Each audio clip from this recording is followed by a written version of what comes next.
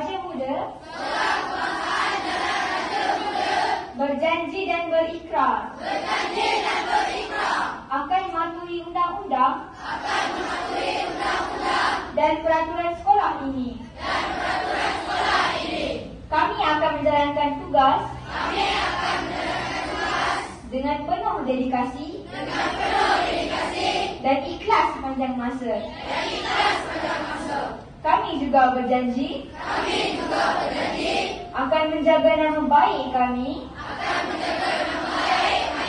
guru-guru, agama, bangsa dan negara, berdasarkan prinsip-prinsip rukun negara.